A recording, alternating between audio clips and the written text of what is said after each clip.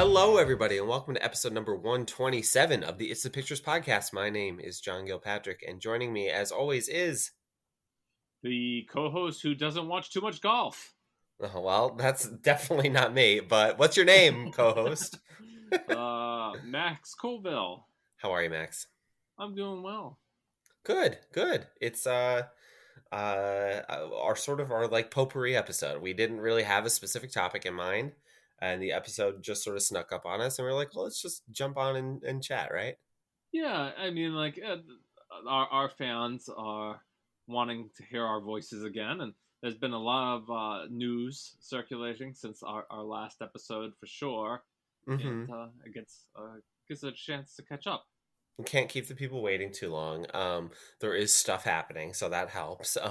We did, two bigger episodes of the year, back to back with our top tens of 2021, and then our most anticipated 2022. So now we can kind of get back into the swing of just like chattering about this or that, and some movies and what we've been watching, and before, like, we tend to check in on our various football teams, and of course neither the Eagles nor the Patriots made the Super Bowl, but we did see the Super Bowl since we spoke last. It's been a little while, but the Super Bowl, Yeah, always a a fun week ago time. from today.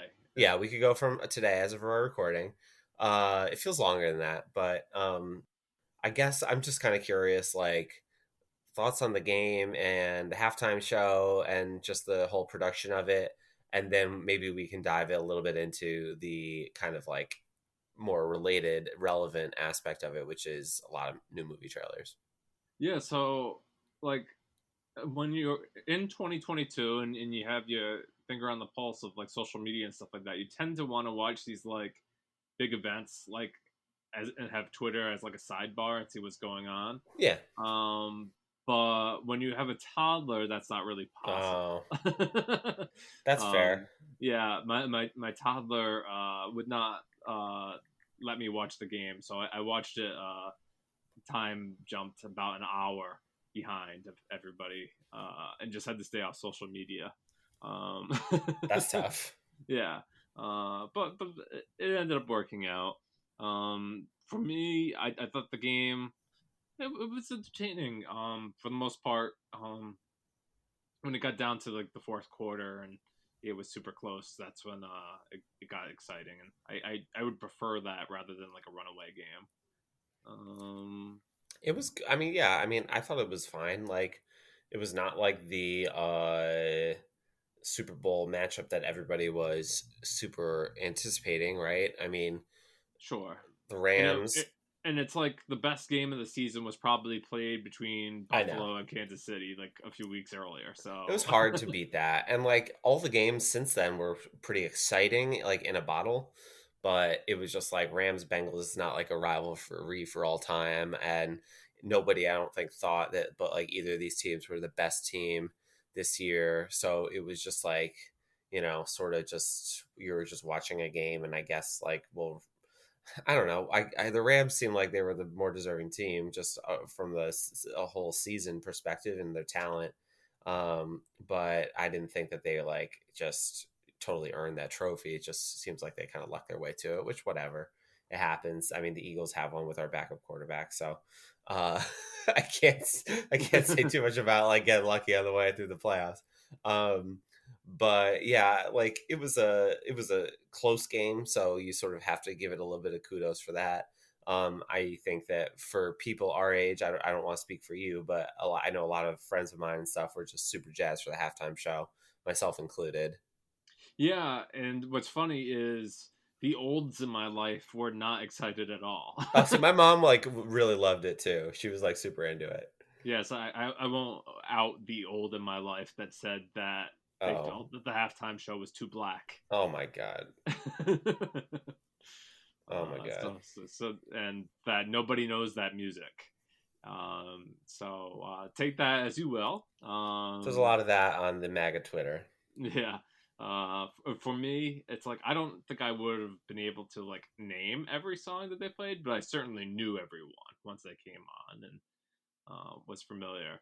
And then I just thought it was wild that like I guess it was like a recreation of his music video, but like 50 Cent was upside down and Yeah, yeah, and like like I'm pretty like, why is he large. even there? I love 50s. I have some of my friends. I had a debate of like who was the person that you would cut if you could cut somebody from the halftime show, and like people were saying 50 Cent. I was just like, are you crazy? Uh, but whatever. That's I get it.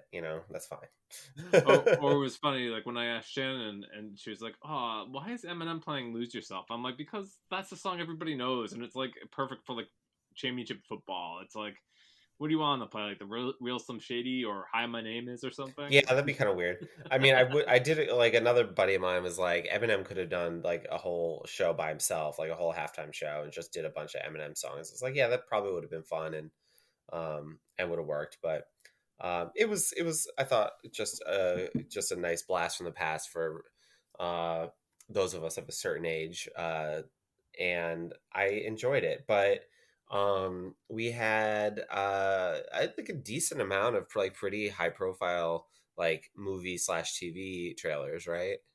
Yeah, I tried to like categorize them, or maybe not categorize them, but at least list them all on the newsletter website and provide that as a tool for people who wanted to see them all collected and maybe was using the restroom during the commercial that was on. So what were some of the like highlights on that front for you?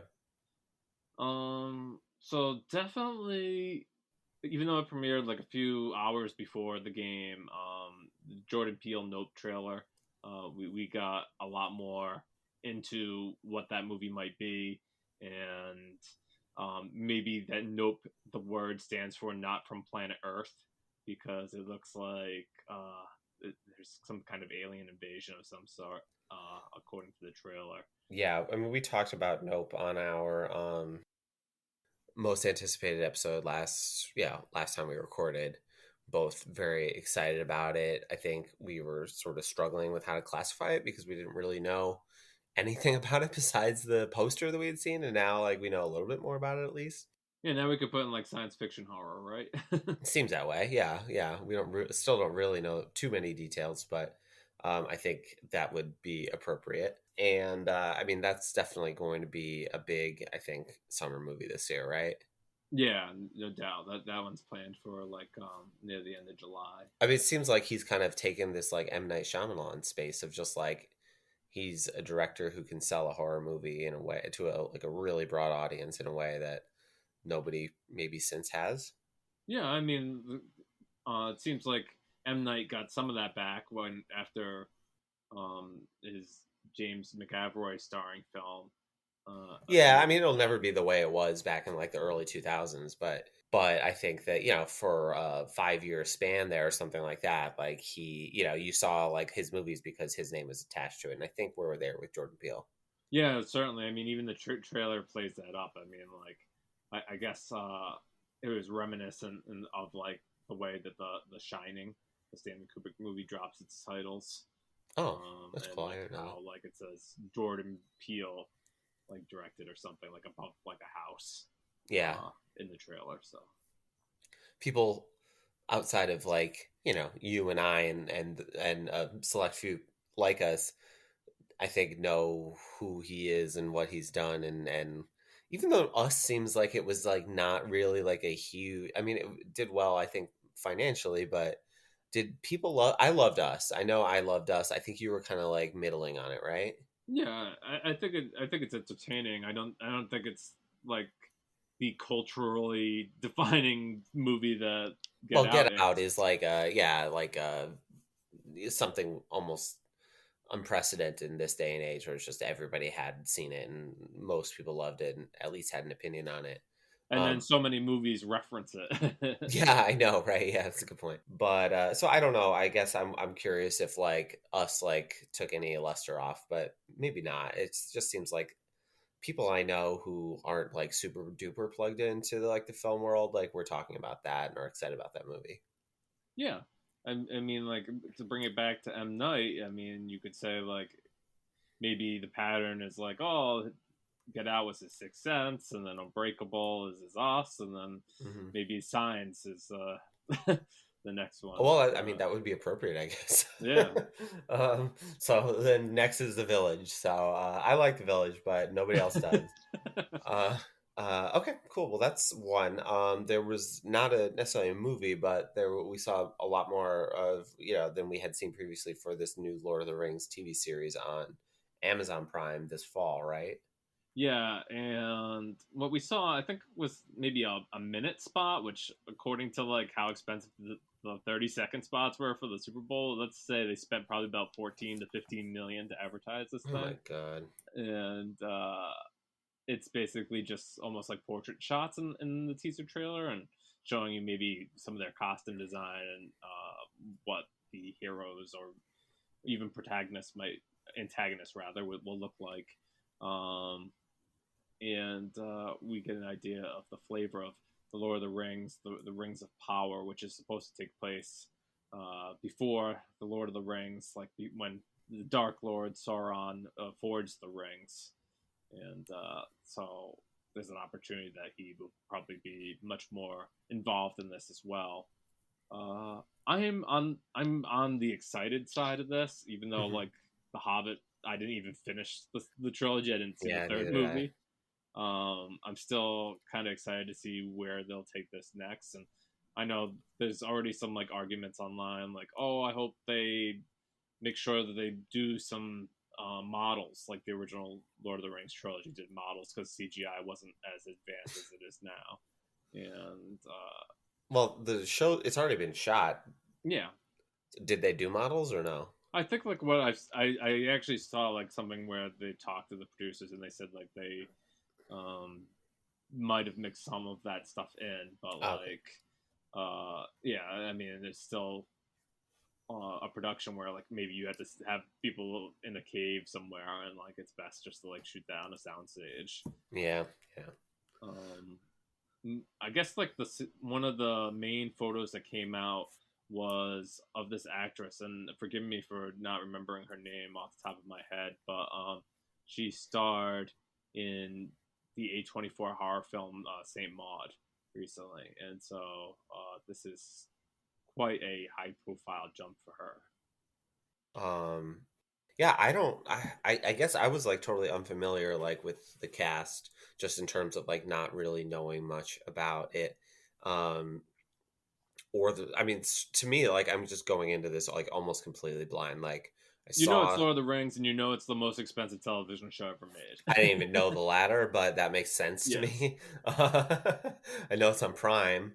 I know that I'm gonna watch it. I don't know if I'm excited for it or not.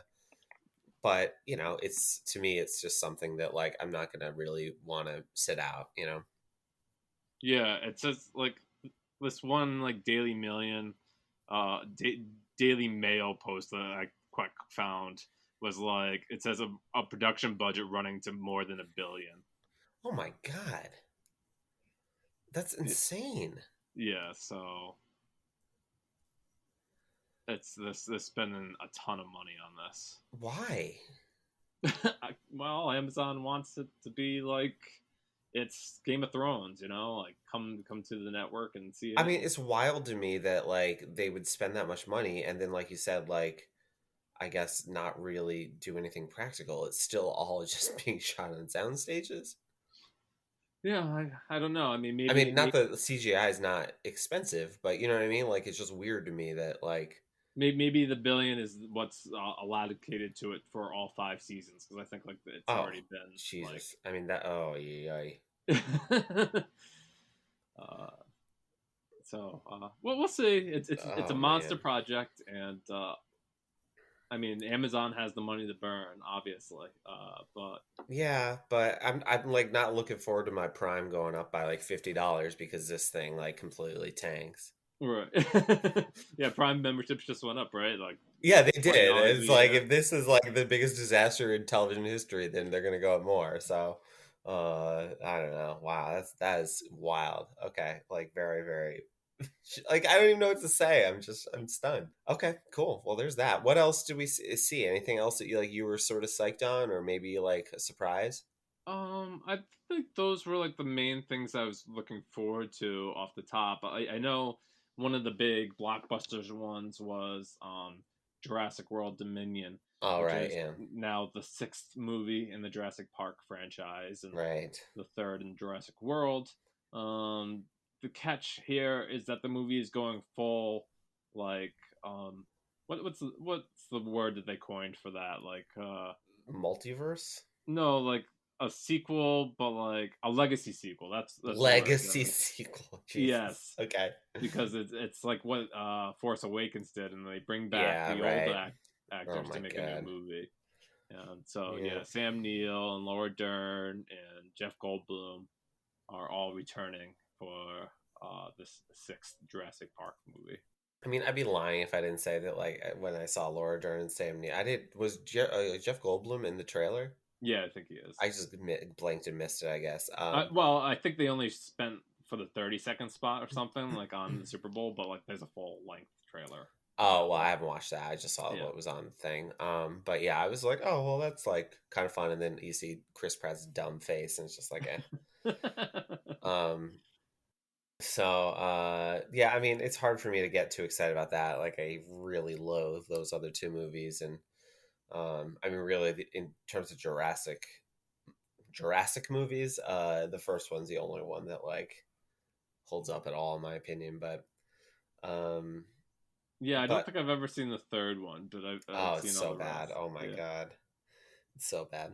Um, so yeah, so I don't know. That to me is it's like, oh gosh, I guess like, am I gonna go see it for Laura Dern and Sam Neill? Maybe, but Yeah, but you'll see it at home. You're not gonna go to the movie theaters for that. I mean, if you haven't been to the movie theaters in so long, I don't think that's gonna be the oh no, motivation yeah, on. I know it's hard to imagine I'm gonna feel like compelled to rush out for that, but even under normal circumstances. Yeah, But yeah, do I fire it up someday if it's on HBO Max? Like, yeah, I guess I probably will. right. Yeah, HBO Max is a good thing. You know, it's just like, oh, it's here. Yeah, maybe I'll watch it. Like I haven't watched The Last Duel yet, and that's on the Yeah, I haven't HBO watched that Max. either. Yeah, yeah, I'm gonna definitely watch that. I want to watch Kimmy too, the Yeah, Soderbergh yeah, movie. yeah. I'd like to Um, see that. okay. I guess after the Super Bowl, we had like a day to rest, and then Tuesday morning was the Oscar nominations, right? Yeah, and if I remember correctly, like when we were talking last episode, you were like, "Oh, I don't even know when they are," and I told you, like, "Really? They're that soon?" And then, like, I think I saw your Twitter like that morning, and you're like, "I don't even know like what's going on," I but forgot. Yeah, yeah, yeah. yeah, Well, so I'm trying to remember now. Were they this past week or were they the week before that? they must have been on Tuesday this week. It must have been a lifetime ago, but Time is just like a flat circle. Yeah, so we talked about it and I was stunned. And then yeah, like literally like I think I went to no, it was 2 weeks ago. It was it two was the weeks ago. before the Super Bowl. Yeah, it All must have right, all been. right, It must have been. yeah. Was the Super Bowl last week? Was it? I don't know now. God, no, the Super Bowl was I don't remember. No, Super Bowl was last week, and Yeah, then it the was week, last week but because the like Oscars were before that. yeah, because the Olympics are ending today, so the Super Okay. Bowl was in the middle of the Olympics. um so the Oscar nominations, yeah, came out like a couple days after we talked, and like even then you had told me and I was shocked, and then the morning I woke up I was like, oh my God, I can't believe these are happening. um and they were kind of like wild. Like, we're gonna talk in, I think, a couple weeks, and we'll make some like predictions and stuff, but like if we made predictions before the ceremony, like I would have got a lot of things wrong. Yeah, like if I know a lot of fun for some people is even to pick out what the nominations will be, That's what I'm saying. and Yeah, yeah, yeah, for sure. and there were definitely surprises in there as well. And on the newsletter, I listed some of those. Easily, the Japanese film Yeah. "Drive My Car" getting 4 nominations. Whether or not that's just the strength of the film, critics, or the Parasite effect. um, it could be any one of those things, but that was certainly nice to see.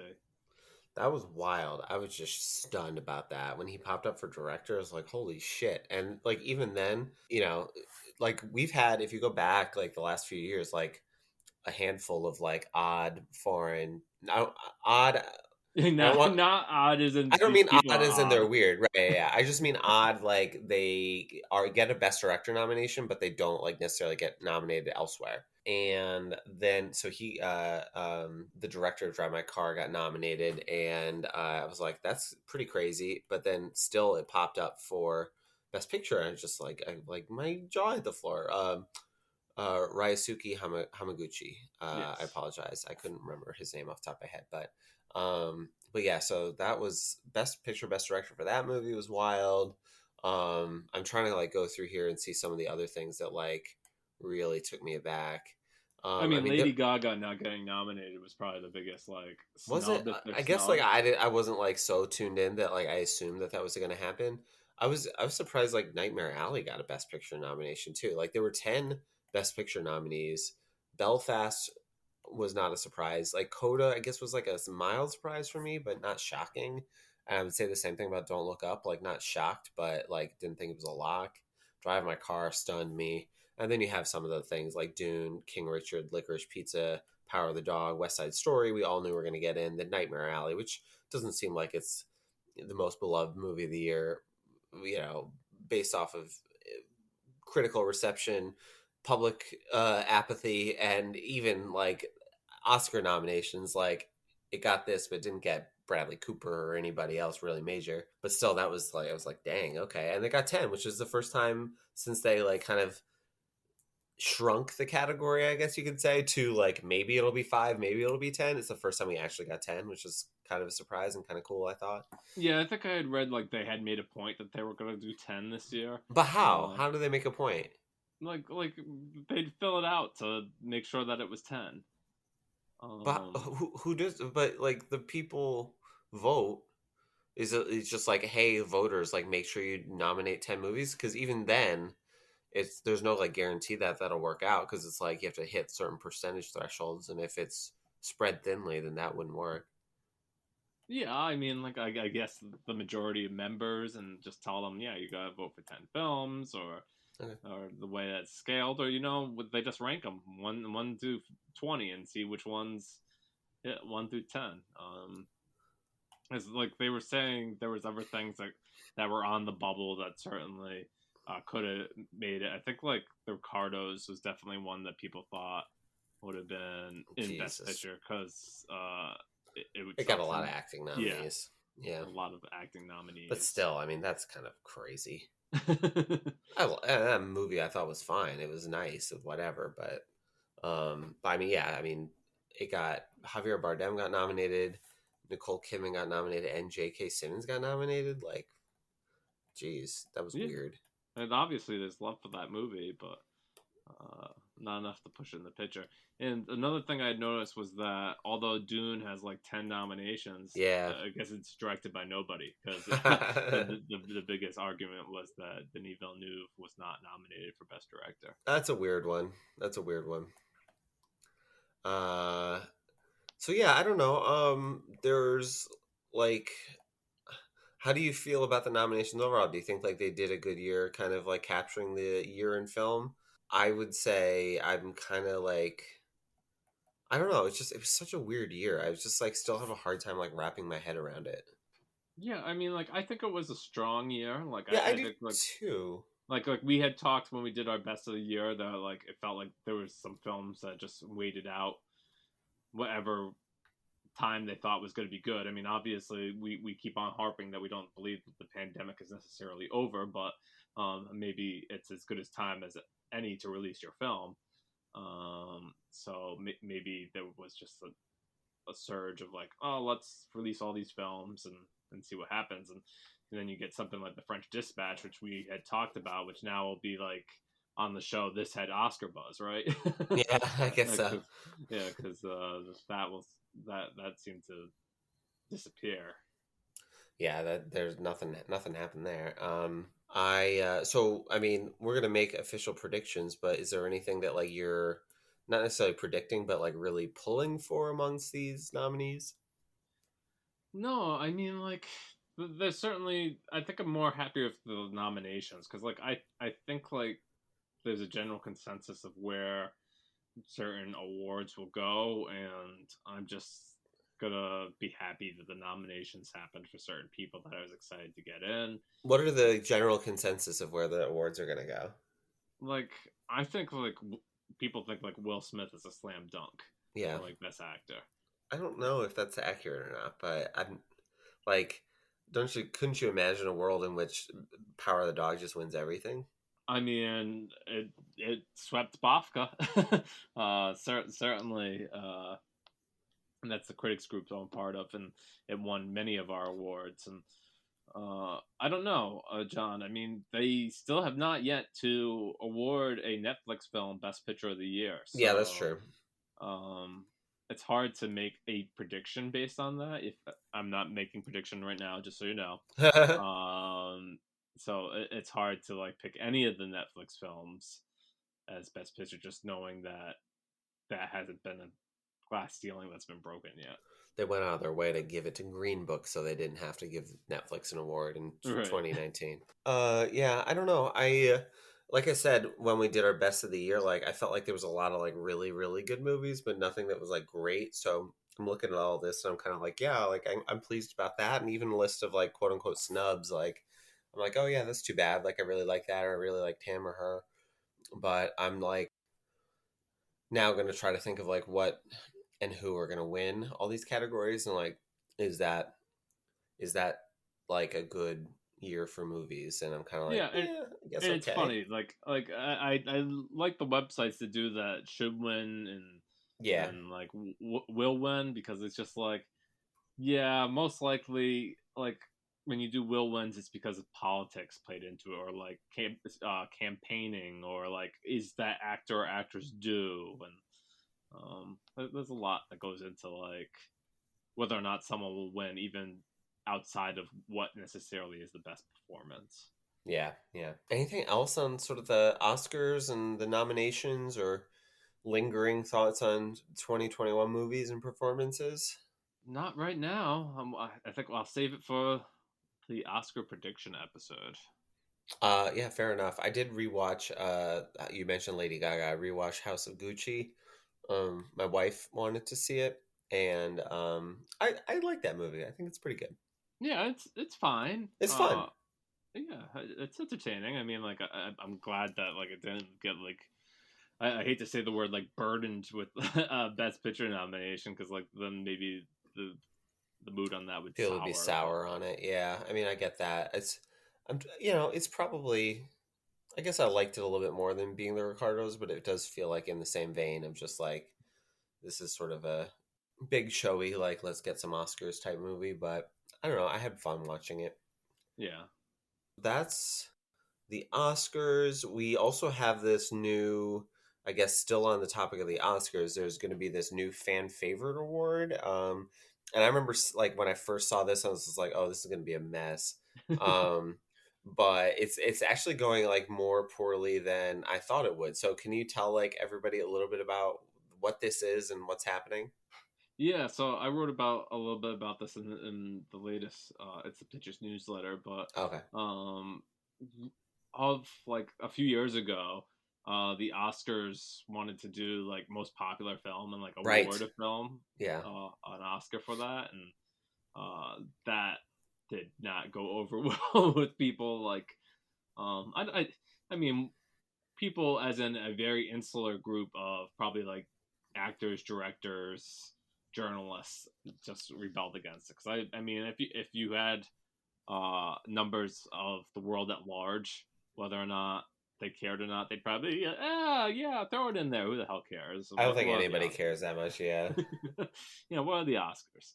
Um, but they really reversed that thought, and it's been quiet ever since. And then recently, we get news that they're going to have a Twitter fan favorite pick, and they're just going to announce it during the show. There's been no necessarily promised Oscar for the movie. So if you think like Oy vey. your favorite horror movie like Malignant or Titan would get an Oscar for winning this Twitter vote. That's very stupid. I don't think that's gonna be the case. I guess like they're trying to like just amp up like people's using getting involved with the Oscars some way, and then like maybe that would make them tune in and watch it. Um, I don't think that that's gonna move the needle. Mm-mm. No, I don't think so either. I think this is very, very silly. But I guess like over the weekend, like Deadline had a post where it was just like, "Oh, we've heard that like the Camila Cabello Cinderella that was on Amazon Prime is like moving really far ahead in this Twitter vote," Oh, and they were like reporting that from the sources like within the academy or something, or are they just observing something on social media? yeah, maybe they're observing something on social media. Ay, Because I ay. don't think they have an insight with like what the Academy is doing, but That's um, very weird. so like there's a big fan poll with that, and I guess there was like this new Johnny Depp movie that didn't even premiere like in America or something that like Oh my fans god. of Johnny Depp are trying to like vote for, and of course, if you have something like this, there was people trying to vote for the Snyder cut, and that's not eligible because like a remix As of an older television. movie. Yeah. Oh, okay. I sort of assumed that Spencer would win this, but just Yeah, because like based the on Kristen Stewart's. Kristen Stewart hive was gonna like come out in force, but I guess I underestimated the Camilla Cabello audience. So yeah, that's just stupid. Like, I don't care that they want to do this stuff. I was like one of the few people I think who was sort of like, yeah, okay, like do a best popular film Oscar. Like, who cares? But but this is just dumb. Like, nobody's gonna watch a 4 hour show because you did this. Especially if you're not gonna have like this famous person they love on the stage to accept the award.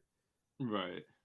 So seems like a big wet fart to me, but what do I know? I like hardly even know who Camila Cabello is, so I definitely didn't watch that Cinderella movie. Maybe it's Yeah. great. Maybe it's great. No, I can report that Shannon watched it and she said it was terrible, and she said even for her to say that's terrible is a pretty big low. Fair enough, fair enough. Okay, so I think that's kind of like the stuff that's out there in the ether right now. If we missed anything, we apologize. We're going to do probably a slightly longer than usual what we've been watching lately. But before we get to all that, we'll let you know how you can follow us. I'm on Twitter at John L. Gilpatrick, and Max, you're at. MH Colville. And the podcast is at It's the Pick Pod. You can also like us on Facebook at It's the Pictures. And you can send us an email at it's the pictures at gmail.com. Let us know what you thought about the Oscar nominations or what your vote is for Oscar fan favorite. Maybe throw some support toward the worst person in the world or 9 days in honor of your two favorite movie podcast co-hosts here. You can also subscribe to the podcast on Apple Podcasts or any other podcatching app. While you're there, please leave us a review. 5 stars will help other people discover and enjoy the show. We're also on Letterboxd. You can just search for It's the Pictures and follow us there and see what we've been watching lately. We're going to talk about that in a few minutes, but you can keep closer tabs on that if you're so inclined if you follow us on Letterboxd. And finally, we have our newsletter on Substack. It's pictures.substack.com. Max, you already mentioned you wrote about the popular film Oscar business, but I guess you're also still covering Pam and Tommy on Hulu, right? Yeah, I am, and I'm up to having seen the fourth episode. So I think I'm just like one episode behind of watching and recapping, and maybe by Wednesday, because that's when it airs, maybe I'll be all caught up. And so recaps up to the fourth episode are on the website, and I hope you enjoy the recaps. I think the show is actually getting better than it started. Uh, I think like it's finally found its groove going into the fourth episode, and the shit is about to hit the fan. And one of my favorite parts about watching it, John, and I think I mentioned it in my most recent recap, is that just all the people in the show like discovering the internet, because it's like the show works not only as like, oh, Pam and Tommy's sex tape was stolen, but also as in like, oh, this is like the beginning of porn on the internet, and we're going to like distribute it, and internet isn't good enough to like stream pornography, we have to like mail order it. And it and like I think one of the quotes that I loved was like Seth Rogen's character is like, oh, we can put it up like on a search engine like Yahoo or Alta Vista, and I'm like, oh my goodness, I haven't heard Alta Vista in like years. That's funny. And so, yeah, that's mostly what I appreciate about the show. Cool. All right. Yeah, I've heard good things about it from people I know. So I haven't watched it yet, but might be something to check out soon. Very good. Okay, what we've been watching lately. I've got a couple movies that I've been watching on the Criterion channel. You have just, it looks like a kind of a smattering of movies that I'm not sure what they have in common, but do you want to get us started? Yeah, so I decided one night that I was gonna rewatch Moonlight for the first time, probably since the year it came out, and Okay. I had seen it twice then. And then the following night, I watched Memories of Murder by Bong Joon Ho, and I watched that with Shannon because she had never seen it before, and I was like, "Oh yeah, we gotta watch this one." And then I was like, "Well, I seem to have a theme going here that like I'm only watching movies that I've rated on Letterboxd like 4.5 or better." So I was like, "Let's keep it going," and I put on once for the first time since like that came out. Probably I sat through that whole movie, and I called the small program only bangers because This is like day one of your film festival? yes, and I don't know necessarily that I'll just like keep up with like watching these like 4.5 5 films because like I have other films that I probably need to watch and catch up on, but maybe I'll make a new list on Letterboxd for the only bangers list, and people can use that to pick out movies to watch. Um, but John, when was the last time you watched Moonlight? Has it been a while for you too? I only saw it for the one time, and that was, shortly after it came out. So, not that I dislike the movie at all. I think it's fantastic. I'm trying to remember. Like, I have my top 100 movies of the decade list, and it's in like the teens, I think. So, it's a great movie. It's just not one that like I've felt compelled to go back to. I think because it's just like so emotionally resonant that it's like kind of hard to recover from it. It sort of like just like leaves you reeling. Yeah, and for me, it had been a long time, and I was it was funny because I was trying to find like a romance movie because I think it was probably around Valentine's Day that I was like looking for something to watch, and I was like kind of leaning towards like Portrait of a Lady on Fire, but then like I was like maybe I'll watch Moonlight because I've been meaning to watch it for a while, Hmm. and yeah, I was stunned this time maybe by like how tight the script is and like how quickly the movie moves through its paces, and but it still like gets everything across really well.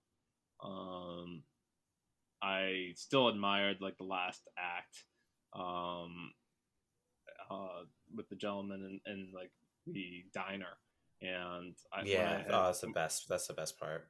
yeah when I had read about that scene when the movie came out, director Barry Jenkins said he was like influenced by Wong Kar Wai movies, and I can definitely Hmm. see that reference. And Wong Kar Wai is in the handful of my favorite directors, Yeah, so right. that definitely enamored me more to the movie. And yeah, I just think it's a great movie, and it's funny to see it with the perspective of how maybe some of the actors have changed or what they've done since. Like certainly Mahershala Ali has become like a two-time Oscar winner since Yeah, that movie first time came out. for Moonlight. Yeah, so and it's funny too because watching that film, he sort of like disappears from the movie. Yeah. No, He's he's like only in the first, half of it or so, right? yeah, I Roughly. think like maybe like the first act, and like even like by the second act, you like maybe he's gotten arrested or killed or something, being a drug seller, and it's just like his absence is felt so heavily throughout the film, and you're like maybe that had an influence on the main character as well. Certainly, it would have been the father figure he never had. Good movie. Yeah, so that was Moonlight. I still really enjoy that. Memories of Murder. I think I talked about on the podcast a few years back when I watched it for the first time, and that year that I watched it, it was my number one favorite watch of that year. John, I know you really like Zodiac, or at least you've talked I about Zodiac do. recently. I did. Yeah, I watched that fairly recently. Let me tell you, you got to see Memories of Murder if you're a Zodiac fan, Okay. because this is like about like a unsolved crime at the time, and uh, it has Song Kang Ho in it as one of the leads, and of course he's in all many of Bong's films, and it's about like chasing a serial killer who like tracks women down on rainy nights um, and murders them violently, and it's not like the smart kind of way to like solve mysteries because like I guess in the time like that takes place, like maybe the police department in South Korea wasn't all that great, like solving crimes, and like you see moments in the film where like they're trying to like investigate one of the murders, and like oh here comes a tractor rolling over the footprints, and like it's just like a bungling of errors, and I just find it really entertaining, and you get to see the two characters. There's like a policeman that comes in from another precinct who like to help on the case. Like he's like from the I think he's like from Seoul or something, and he comes into this small Hodo town to help solve this murder, these series of murders rather, and so like the relationship between this big city guy and the country cop, and yeah, I don't know, I find this just fantastic. I don't think you've seen this one, John, right? No, I haven't seen Memories of Murder yet. He Bong Joon Ho. I saw obviously Parasite. That was such a big movie. Hard to miss. I have. He did The Host also, right? Yeah. So I've seen The Host, but I think that's the only other movie of his that I've seen besides Parasite. Okja. Oh, I did. Yeah, I saw Okja. I don't like Okja, but Okay. I did see it. What did he make before that? Do you remember? Snowpiercer. Okay, I saw that too. No, so you've seen I many of like his movies. Snowpiercer. I just forgot that he did that. So those are the four. That's it. Only those four. Yeah, I've talked to you about like maybe doing like an episode looking at his filmography. So Yeah, yeah, it'd be like fun. I mean, I'd be into that for sure. I mean, we already talked about obviously this movie briefly now, and Parasite at length back when it came out, but I think it'd be enjoyable to dig into a little bit more and maybe introduce some people to movies they haven't heard of if there's some, from the period between Memories of Murder and his English language debut, which was Snowpiercer then. yeah, there's a film called Mother which I haven't seen, and I'm looking forward to seeing. I don't think I saw that. No, I definitely didn't see that. I know which one you're talking about though. Okay. Cool. Okay, and then Once is wonderful movie. Yeah, you know this one?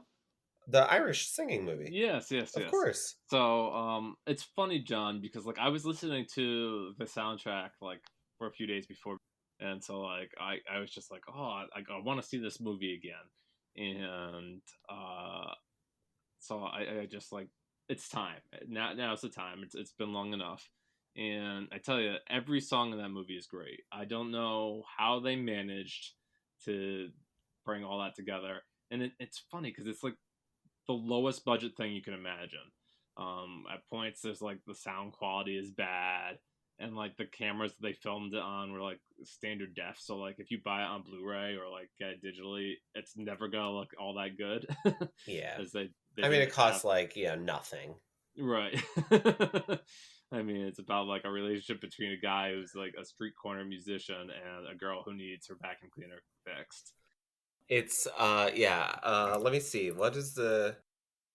Yeah, well, you look that up, but it's funny that she's like, "Oh, I just like your music and I want to see what's going on." And oh, you fix vacuum cleaners? I can have you fix my vacuum. And Uh-huh. you start learning more about them. Like he has a relationship that like was broken off a few years ago that he sort of like remembers his ex and thinks about getting back with her, and she's having a hard time at home because her husband's not there, or she's having like troubles with him, and she has a young child of her own, and um, yeah, it's just it's great because like it doesn't even like have to have them like falling for each other really. I mean, like you They're see some falling of that. slowly. Yes, yes.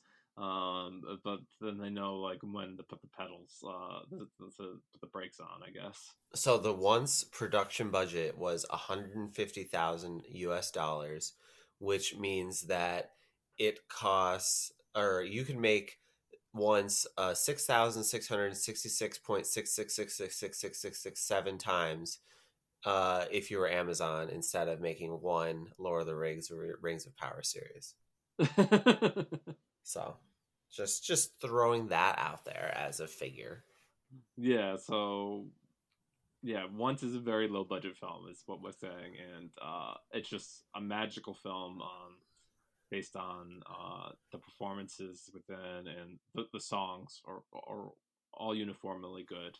Yeah, they are. It's a Um, really good soundtrack. I remember when they sang "Falling Slowly" at the Oscars and they won Best Song, and then they came up to accept the award. And um, Marquetta, the woman in the duo, there, she didn't get a chance to speak, and they like played her off. And then Jon Stewart was hosting that year, and he came back from commercial, and he was like, "Okay, we're going to bring out the previous winners to finish their speech," and she got to say her piece there, which I remember was a nice kind of moment that year. yeah, and what ended up happening from that movie is like they made the Broadway musical, which won oodles of Tonys, Oh, including like Best Musical. Um, Unfortunately, for those people who didn't know, that the relationship between Glenn Hanser and Marketa Iglova ended hmm, sometime after Once came out. Uh, but what they had in that moment was pretty special. very cool, very cool. Good movie. Haven't watched that in a long time, but have very very fond memories of when it came out. And was, for 2007 we could talk about as one of the great movie years I think of our lifetimes, and that one I think still stands out even though it's a it doesn't look like the rest. Yeah, yeah, it's uh definitely like one of those like festival sensations that like it you see was it and you're like, oh my god, everybody has to see this movie. for sure, yeah. So I had a couple movies I wanted to just bring up real quick that I watched on the Criterion channel recently. I think I told you on this last episode that I've been doing this Criterion challenge, which I'm going to try to keep up with for the year or as long as I can, which is like 52 movies in 52 weeks, and you pick, one movie in the collection that kind of fits all the different criteria that they set out, which is I think arbitrary, and I'm not totally sure who draws it up, but The Criterion criteria. yeah, right, sure. So I'm in this like mode right now where it's like pick a movie from the 20s and then pick a movie from the 30s and 40s and 50s and so on. And I got to the 40s and 50s this month recently, and I caught up with for the first time Orson Welles' The Magnificent Ambersons, which was made in 1943, and then I watched also for the first time The Blob, which is a sort of schlocky horror movie from the mid 50s. And I thought both movies were good. I didn't love either of them as much as Oh, maybe I was kind of hoping I would, but I thought they were both good. So, Magnificent Ambersons is Wells's follow up to Citizen Kane, and I think like what you'll read about the movie for the most part is like it's one of the biggest studio kind of f ups in history where they like intervened because they thought his ending was too downbeat or something, and they just kind of chopped it up into bits and pieces, and the ending was like disowned by Wells and disowned by a lot of the people who were involved in the film. It was edited by Robert Wise.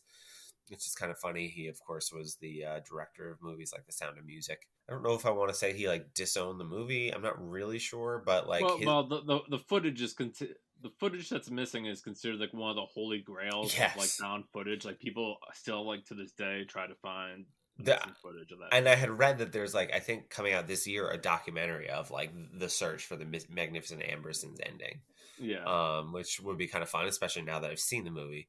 But in terms of like what the movie actually is, it's based off of a novel of like sort of a really wealthy family in like turn of the century America, and they are, kind of just dealing with like their fortune and who's going to marry who and like all these relationship things. And meanwhile, kind of like America is changing all around them, and they aren't sort of doing what you would expect them to do in their position of great privilege to keep up. And the biggest thing is like, oh, hey, this new thing called the automobile is coming along. Like, oh, what a stupid idea that is, and there's a lot of that. And one of the characters played by Joseph Cotten is an investor, and he's sort of outside of the wealthy family, and they sort of see him as like, you know below them. At least some of the characters do. And so the idea that he's going to put all of his money into this automobile thing is just so stupid. But as you might expect, he does okay for himself. And there's various members of the family do okay or don't do okay, and some suffer tragedies, and some have hardship. And that's just sort of like how it goes. I can't, it's hard to say too much about it, even though obviously it's a now almost 80-year-old movie. But I would imagine there's probably people listening who are like, oh yeah, I've always wanted to see that, and haven't gotten around to it. And that's been me for a long time. There was like definitely moments in the movie that like kind of took my breath away from like a cinematography perspective, because it's doing a lot of the same things that Wells did with Citizen Kane. And you can see some of the, you know, uh, lots of things in focus in different planes. Yeah, it's just it was really like neat to look at and kind of pick apart from that perspective. And obviously, like it being a period piece, even back in the 40s, it was still a period piece. Like the costuming is really good and that sort of stuff. But I wouldn't say that like the movie kind of arrested me in the same way that I kind of thought it would.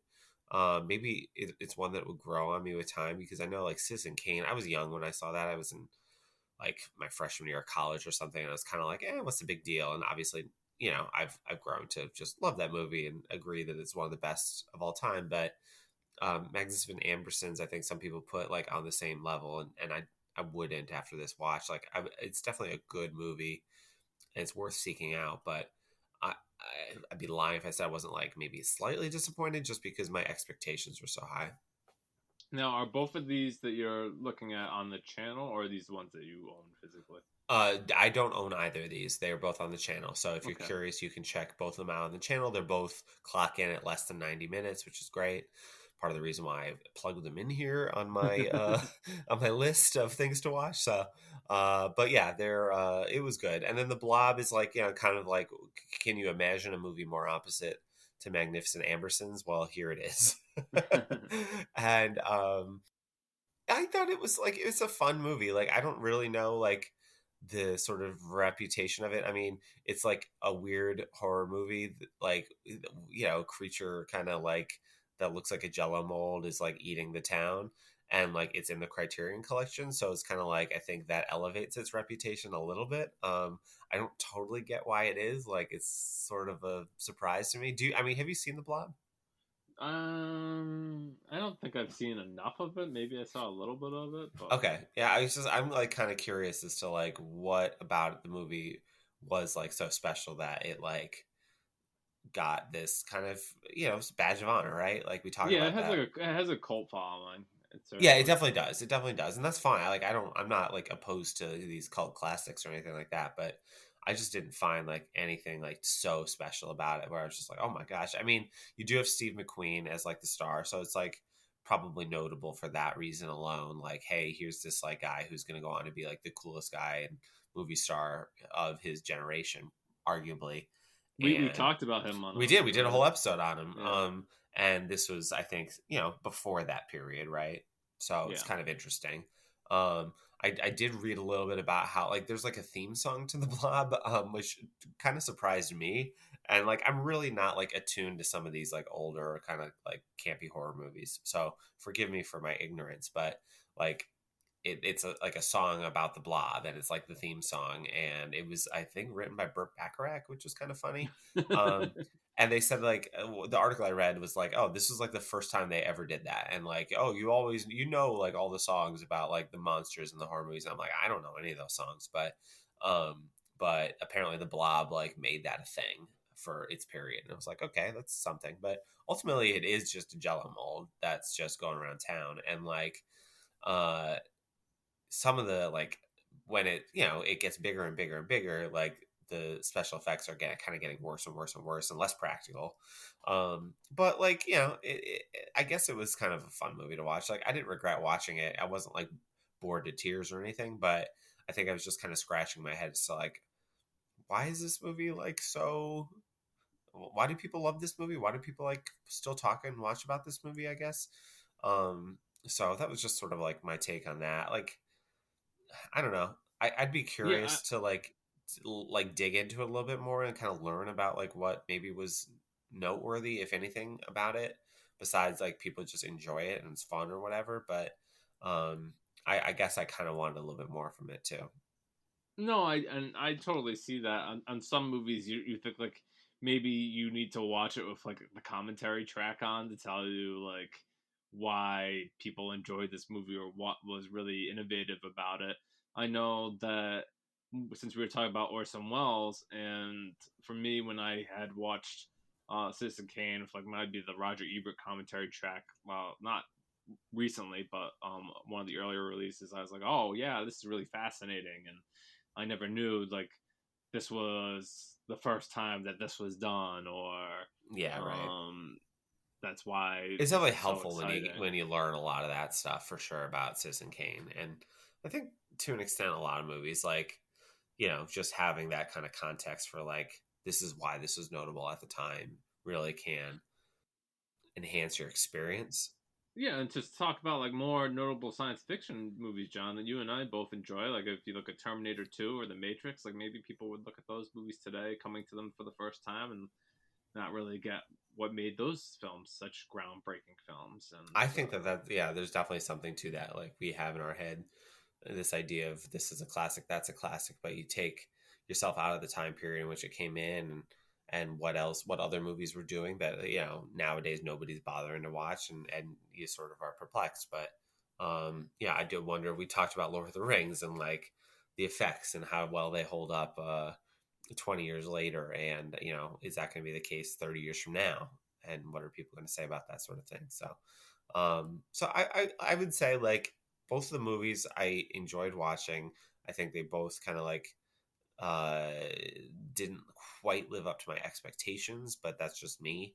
And I would say they're both given worth giving a look for different reasons if you're into that sort of thing. Like the Magnificent Ambersons would be like very prestigious kind of literary type movie, and The Blob obviously something more silly and a little spooky. It was a little bit spooky. I was spooked by that Jello. So uh, well, so yeah, go ahead. what do you have next on this on the schedule in case Oh people yeah, want to good. watch So another movie? the next like handful of movies are all going to be associated with the like decade they came out. So I'm kind of like doing a quick survey of each decade in movie history.